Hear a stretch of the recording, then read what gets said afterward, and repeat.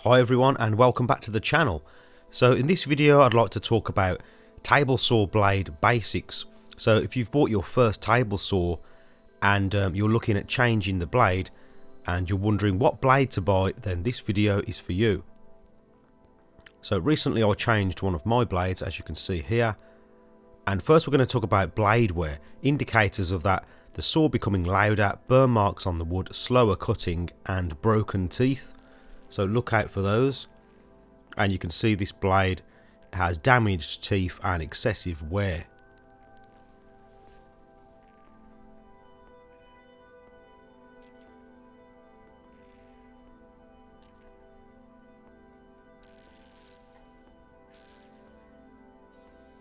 Blades should cut through wood smoothly with little effort. So when it starts to get slower and noisier, you know that your blade is running out. So what are the blades, the teeth of the blades made of?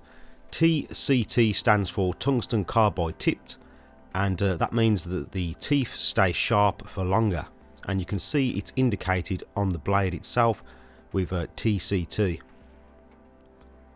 Now talking about blade diameter, you need to find out what diameter blade you have in your saw. Common examples are 10" and 8 1/4", or 254mm and 210mm.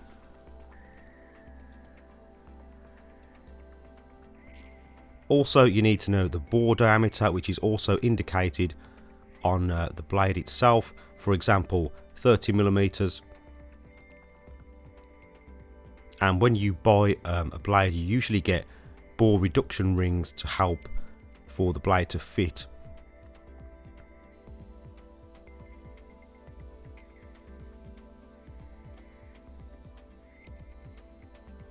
So we also need to know the kerf of the blade. In this instance it's 2.4mm, and the kerf is the thickness of the blade, the amount of material it removes. So it's a good idea to measure the thickness of your blade guard. Mine happens to be around 2mm.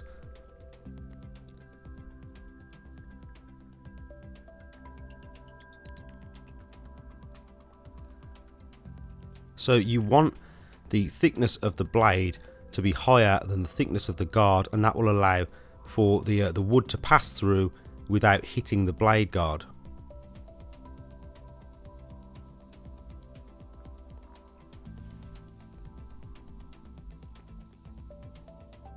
So now we want to talk about number of teeth. How many teeth do you need on your blade?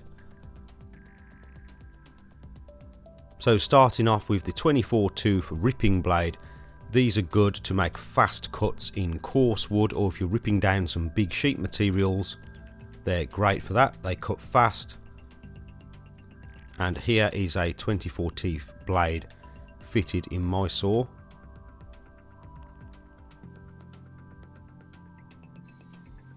They're good for ripping down rough wood such as pallet wood.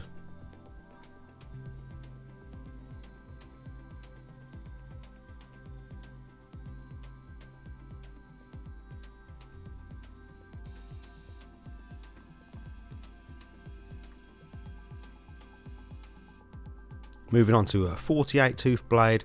These give a cleaner cut, but it is a little bit slower.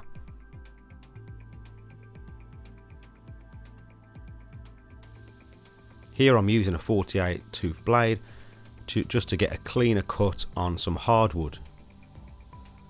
They're also good for cross cutting. So a 60 tooth blade, even cleaner, chip free cuts which require little sanding, good for cutting melamine and veneered wood. 80 tooth blades for fine furniture and cabinet making, cuts double sided veneer plywood and fine mouldings. The more teeth, the finer and slower the cut. So that is about it for table saw blade basics. If you found this video useful, then please remember to like and also consider subscribing for more DIY related videos. And as always, thank you very much for watching, and I'll see you next time.